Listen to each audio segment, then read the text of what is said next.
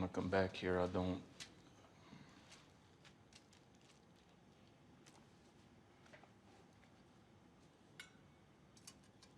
No. I asked you to make me a bullet. You said yes. So make me a bullet. You're right. I said yes. But that was peak heat of the moment. In the intervening hours, I've been taking a deep dive into other options and contingencies, trying to game out any iteration in which charging into this enterprise makes any sense. I'm not trying to definitively stop you. Just maybe slow your roll. Maybe going for some lulling, false sense of security-wise. I'm not waiting, Eugene. That's just being stupid. Pendejo, you don't know what the hell you're talking about. I think I do. I've analyzed this top to bottom. It doesn't matter if you're stealthy, snappy, gun, or knifey. Abraham was right. They have the numbers. It's ballgame unless we put together a finishing move for a force of many along with the man in charge. A single bullet ain't gonna do it. Best case, maybe you take him out. Then make me a bullet. Somebody has to pay the price. Even if you're willing, from all we've seen, it's not a lock. You'll be the one. Will the man who killed the man who saved our lives die? Maybe. Then make me a bullet. You're not talking me out of this, Eugene. You owe me, and you owe him. And if there's a price, I'll pay it. But don't you tell me no. What's up, everyone? Hey, y'all. So there's some Walking Dead fans here today. Let me hear you guys. We got the doctor here. That would have been awkward. The Walking Dead's like the biggest show in the world, and there's like 2 people. There's like one single clap. But they're really, the rest of you are like, we just heard about it. But Josh, those 2 people are really big fans. Good. Probably fans of the doctor. What is actually Eugene a doctor of? A doctor of bullshitting. Can I swear? I'm sorry that I just did. It's the internet. It's the internet. I'm sorry if there's children watching, but you should be in school right now. But this might be educational.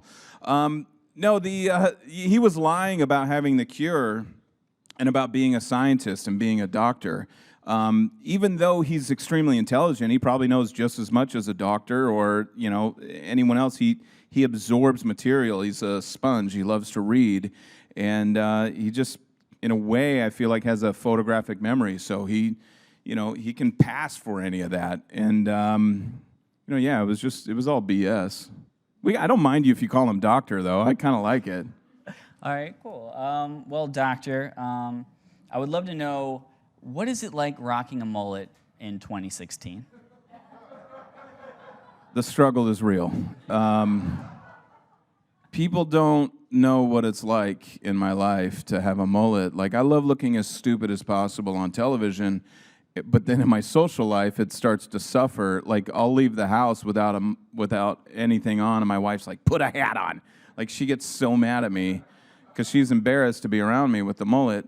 But I feel like this is a sect of our culture that is underrepresented at this time. Like, people, they just get made fun of if you have a mullet. I get it.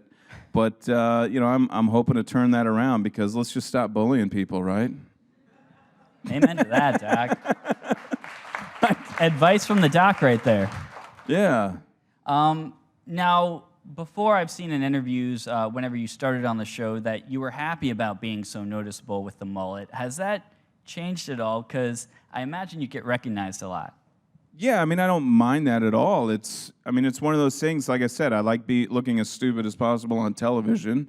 I'd rather be a guy in the background that sticks out, like, a sore thumb going like, look at this weirdo back there, than to just be someone who blends in. I think it's one of those things that, there's probably people that do it, but I didn't set out to work in the entertainment industry to get, noticed on the streets and things like that. I chose to be an actor, and I think there's some recognition and things that come with it that, can be fun, and it can be challenging at times to go to dinner with friends and family and constantly being, bugged for pictures and things like that can take its toll after a while, but at the same time, it's like it's a product of something that's great.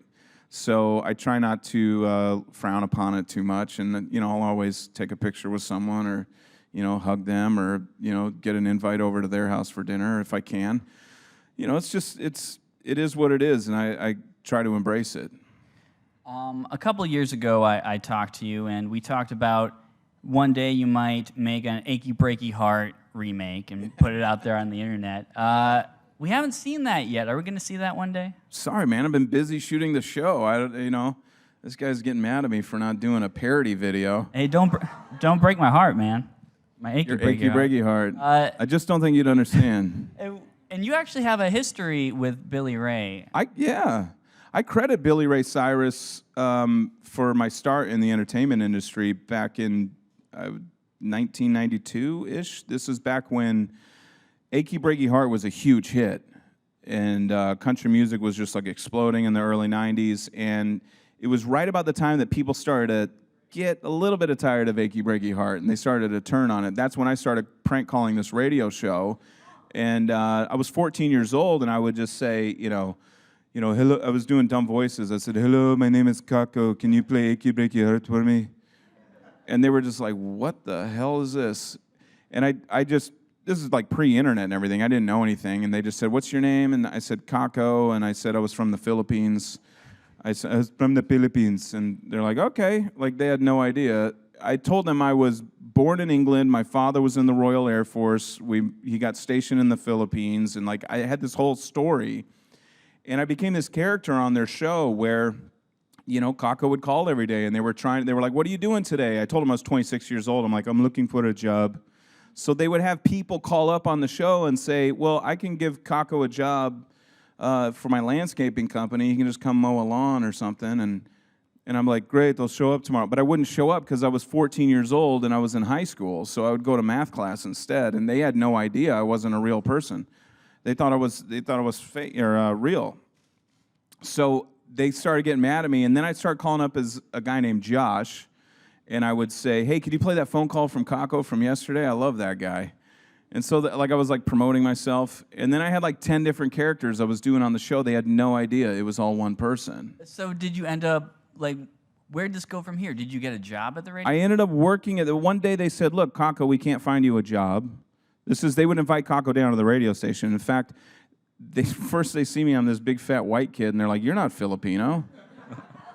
And I just stayed in character. I reminded them that I was born in England. My father was in the Royal Air Force. I'm like, "No, I lived in the Philippines." They're like, "All right, man." They believed it. And so I'm like hanging down at the radio station, and then finally they said, "Kako, we can't find you a job. You should just work down at the radio station since you spend all your time here anyway." And we were off the air at this point, and that's when I broke character. I said, "This is my real voice." I said, "By the way, I'm this guy, I'm also this guy." And they're like, "You're half the people that ever call this show. You need to work here." And so I started working in radio at age 14, and our show became syndicated and all this stuff. But it all started with Billy Ray Cyrus and the Achy Breaky Heart. And so it's come full circle that I got this mullet and I'm being compared to this guy now. Yeah, that's insane. It's insane. Have you ever met him in real life, Billy Ray? I've never met him. I was up for, what's his daughter, Miley? Yeah. She had that Hannah Montana show. I don't know, Yeah. it was a children's show. I was up for a part on that. They went with Miley. I had bigger breasts. I don't know why they chose her, but no, they. That was really weird. I'm self-deprecating. No, I'd never met him, but I thought, like, for that moment, I'm like, I'm gonna be in Billy Ray's world, and I'm gonna be able to tell him that, I credit him for my start in the business, and it didn't happen, and now I'm on The Walking Dead, and I doubt he watches our show. That's awesome, though. If you would go away from the mullet, what other haircut would you like Dr. Eugene to rock? I would like to try a mohawk, to be honest.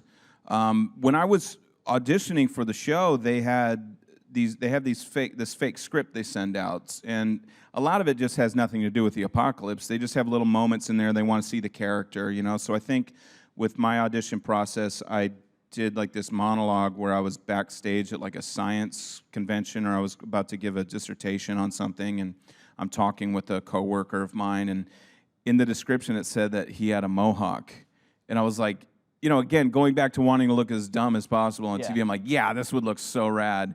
And then I showed up on set the very first day and found out that I had to have a mullet. So, but in the back of my head, I've always secretly wanted the mohawk. Now, speaking about facial hair changes, we've seen Negan kind of clean shaven in the preview for the next episode. And he's got blood on his face. I mean, I don't think it's from the razor. It might be from the razor, man. I mean, we're several years into the apocalypse. Those things might be rusty. I mean, I know you recap the show every week, right? Yeah. For EW. And, I mean, what do you think fans can expect from this next episode? I mean, this whole half of the season has been supercharged. And I know we've been split up and we've been telling different storylines from different communities and setting a lot of things up. I feel like this episode, everything starts to converge. Like, it starts to converge. And it's a great episode. And I still haven't seen it yet, but just thinking back on when we were shooting it, it's one of those episodes where I go, this is going to be a memorable episode. Like, you could ask someone their favorite episodes of the series, and a lot of them might say it was this one. Now, Jeffrey Dean Morgan was actually here not too long ago, and he said that during the big death scene, because you guys shot death scenes for each character, he was messing with you a bit, and he was kind of making you crack up, saying stuff like, your haircut looks like Beavis, and I mean, yeah. Can you kind of talk about what actually happened there? Yeah, so we did shoot some other death scenes for the other characters just to kind of throw people off if we had to. You know, it was always going to be Michael and Steven, but I did shoot a death scene, and I was happy that Jeff was there because they easily could have had someone else, you know, with the bat in the hand. And he was literally trash-talking me, and he improvised every bit of it. And it's one of those things where I don't really ever crack up or break in a scene. When I'm doing Eugene, I'm like in a character, which is very different from me. So I'm like, it's hard to break that. But man, I was so close with this guy, and I was a little bit kind of mad because it's like, I want to sell the crap out of this death scene. And, you know, I got blood dripping down my face or whatever, and he's calling me Beavis and Butthead, and I think he called me, he said, your haircut is an achy, breaky, bad mistakey. And I was like, dude, this is so funny, and I want you to shut up right now because I'm trying to act. So we also heard that the death scenes were even more graphic, and it kind of got cut from the show. How could those be more graphic, because they were pretty intense on the show?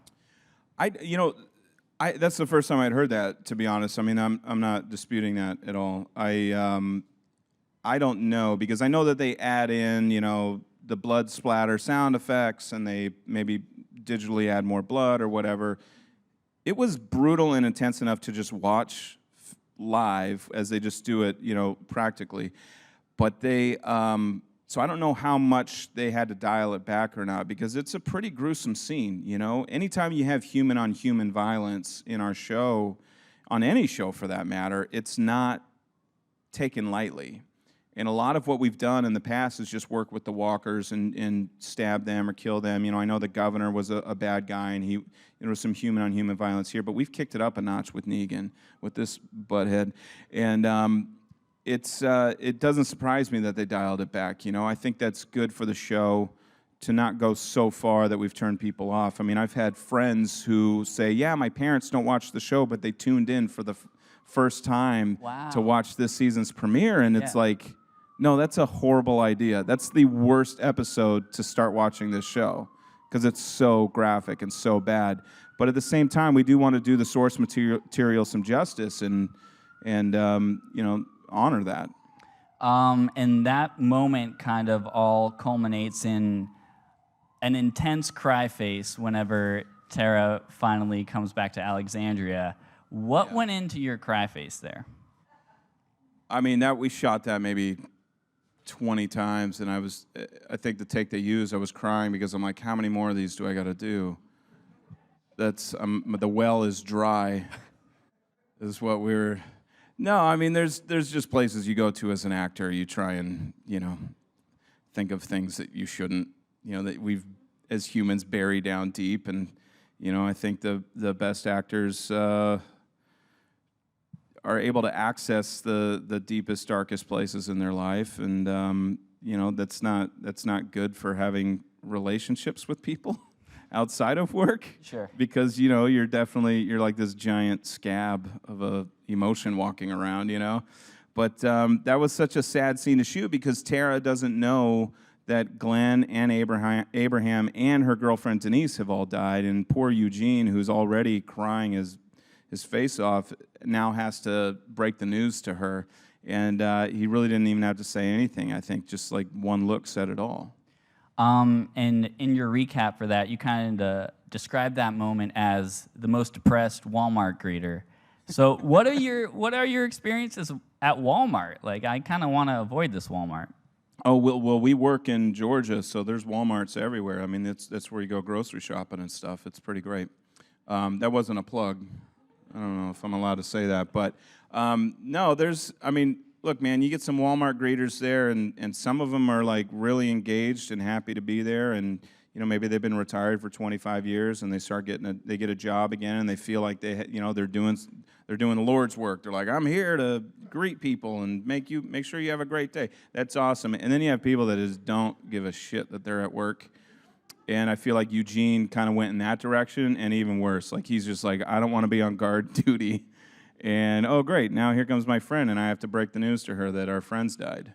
Now, I do want to talk about something a little serious, and that was after that episode you had with Tara, Alana Masterson, the Tara actress, made this post. Apparently, during the episode, a lot of people were commenting on her appearance, and she talked about being a mother and then going back to work and told people to grow up. And I wanted to know, have you talked to her since then, and have you kind of seen that message she wrote? Yeah, so basically she caught a lot of heat. She was, fat shamed, I guess they call it, or body shaming. She's not fat. It's very frustrating, the internet, because people feel like they have a platform to just say whatever the hell they want, and it's like, and it can be anonymous, because you could say the most racist, vile, stupid crap and hide behind the name, Grimes loves McDermitt, some sort of fan account. I'm sorry if that's an actual fan account and I just called you racist, and you're not, but it's like they think they can hide behind that, and they're just like, a lot of times I feel like they're just kids, and it's frustrating, and she just had a kid. That's why she hasn't been in, the first 6 episodes, because she was recovering from pregnancy, and then people are like talking trash about her appearance, and it's like, screw you. We need to, I'm going to bully you into stop bullying. That's what I feel like we need to do. I don't know how this is going to work, but we have to stop bullying each other and calling people out for their appearance, I think one thing that I do is I try and be as self-deprecating as possible for myself, and I make fun of my weight, and I make fun of my hair and stuff like that, and a lot of that's just insecurities, and what that does is it kind of takes the wind out of the bully's sails at times, but like, not everyone's going to do that, and honestly, I wish I didn't have to do that, and I probably don't, but people need to chill the F out with the crap that they're putting on the internet. It's very disturbing, because we are people. Everyone. And I'm not talking about actors. I'm talking about anyone on the internet. I mean, I just read something on CNN the other day where a teenage girl committed suicide who was cyberbullied. This is bullshit. This should never happen.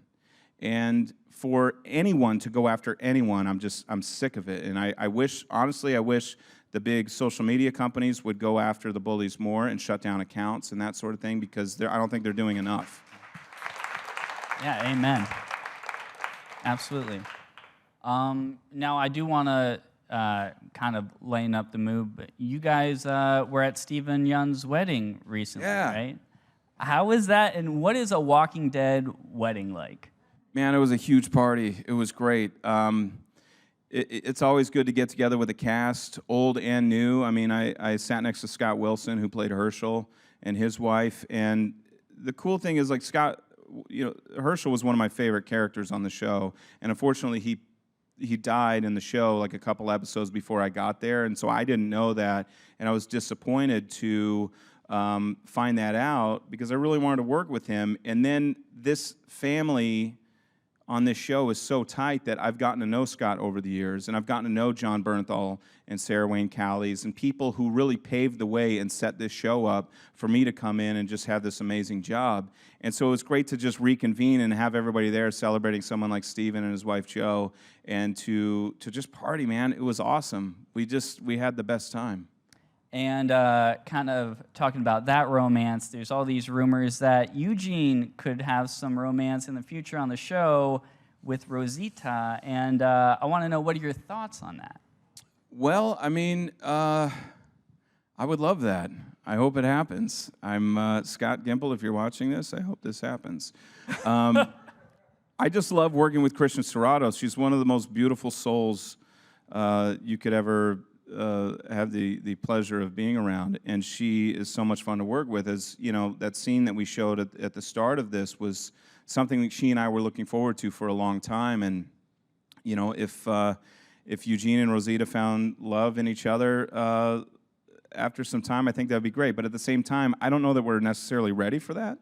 In the storyline, I want to say we're only about maybe less than a week from those 2 deaths at Negan's hands, and I don't know that anybody's looking for love at this point. I think, you know, Right. he needs to stop crying before he gets in a relationship and then starts crying again. Yeah, I saw you had relationships are tough, man. I saw you had an Instagram post where you said too early to ship Maggie and Eugene.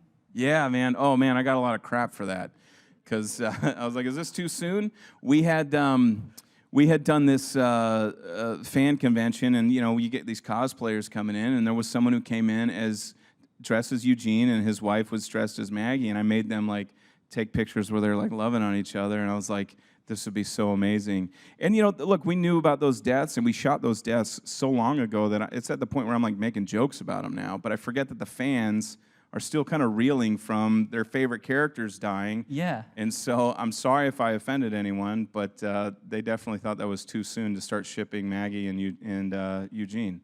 Well, if anyone has questions about that, I think we are going to audience Q&A now. Sweet. Hi.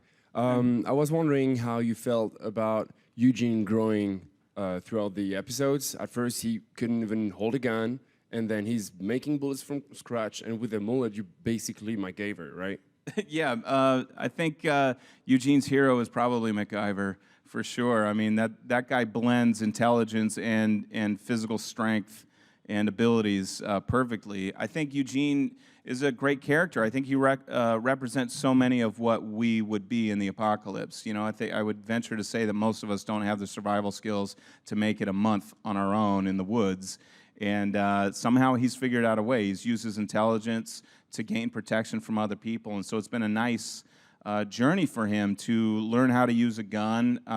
You know, one of the first episodes, he shot up the truck, the military truck that they were using. That was obviously to slow their roll so they didn't, you know, they couldn't travel as quickly to D.C. and find out that he was lying. But even in that moment, you know, I took the machine gun and was shooting it from my hip. You don't shoot a machine gun from your hip. You hold it up here and shoot it.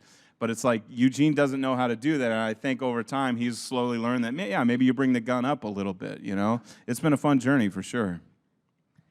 Got another one right here. Hey, man. Hey, what's up? So I was wondering, did you have to do any research, or did you read the comics at all before you got onto the show? And since then, have you like had some control over like where the character has been going?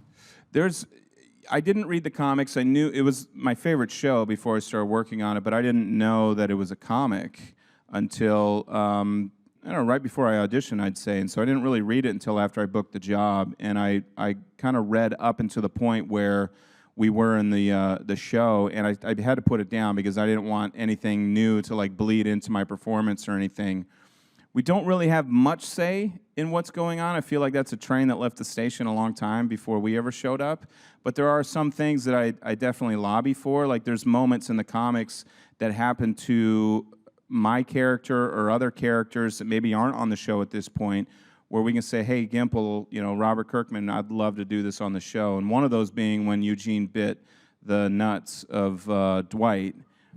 I was so scared they were going to give that storyline to Daryl, because that just seems like something Daryl would do. But, you know, they never had any intention of giving it to Daryl.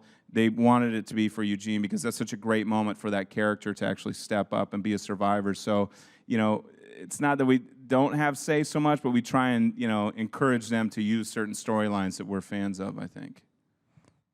I think we have one more. Hey, Josh, how are you? Big fan of your work. Thanks so much for being here. And I'm with you on the internet bullies. These Twitter heads have to be put in their place. Yeah, man. You're the guy to do it. Speaking of bullies, Negan's the biggest bully on the show. I'm tired of him swinging Lucille around like he's some kind of badass. Let's say Eugene finds himself in a situation with Negan, Lucille not involved. What would be his best fighting tactic to take on the head of the Saviors? I mean, I think his intelligence is still his biggest asset. He would have to use his brain for sure, and I don't know if that, you know, that's really interesting because I don't know that. I mean, I don't know if we'd ever see anything like that. So I haven't even thought of that. I would hope that he would use his brain to outsmart Negan and maybe come up with a weapon of his own, maybe a machine gun wrapped in barbed wire, or something. You know, something. You know, just like he's gonna one up Negan. You know, I think Negan is a very smart guy, not as smart as Eugene, but definitely has the physical strength and abilities that Eugene lacks. So if he's going to step up at all, it's got to be using his brain. All right, guys. Walking Dead mid-season finale this Sunday. Yeah. Check it out. Thank you.